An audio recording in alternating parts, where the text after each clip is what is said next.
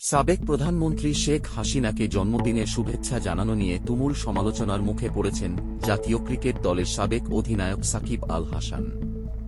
এই বিতর্কের মধ্যেই যুব ও ক্রীড়া উপদেষ্টা আসিফ মাহমুদ সজীব ভুঁইয়া সাকিবের দেশে ফেরা ও খেলায় অংশগ্রহণ নিয়ে একের পর এক ফেসবুক পোস্ট করছেন।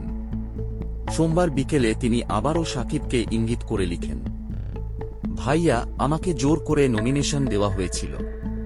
আমি শুধু নির্বাচনটাই করেছিলাম, আওয়ামী লীগের দলীয় রাজনীতিতে জড়িত হইনি। এরপর তিনি আরও লেখেন, যার হাত ছাত্র জনতার রক্তে রঞ্জিত, তাকে বাংলাদেশের পতাকা বহন করতে দেওয়ার প্রশ্নই ওঠে না। বোর্ডের কর্তারা একাধিকবার রাজনৈতিক অবস্থান পরিষ্কার করতে বললেও তা না করে বরং খুনিদের সমর্থন করা, শেয়ার মার্কেট কেলেঙ্কারি, মানি লন্ডারিং, ফাইন্যান্সিয়াল ফ্রড করা কাউকে কেন শুধু ভালো ক্রিকেটার বলেই পুনর্বাসন করতে হবে? আইন সবার জন্য সমান, ফেসেট। এর জবাবে রাতেই সাকিবও নিজের ফেসবুকে পোস্ট দেন।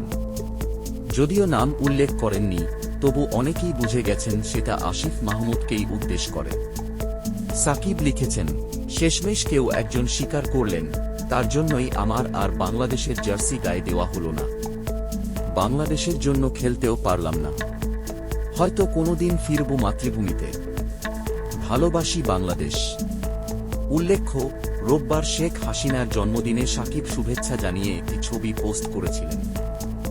ধারণা করা হচ্ছে, সেই পোস্টকেই কেন্দ্র করে শুরু হয়েছে এই পাল্টাপাল্টি বক্তব্যের ঝড়। এ নিয়ে সামাজিক যোগাযোগ মাধ্যমে ব্যাপক আলোচনা সমালোচনা চলছে। এরকম আরও আপডেট পেতে আমাদের চ্যানেলটি সাবস্ক্রাইব করুন।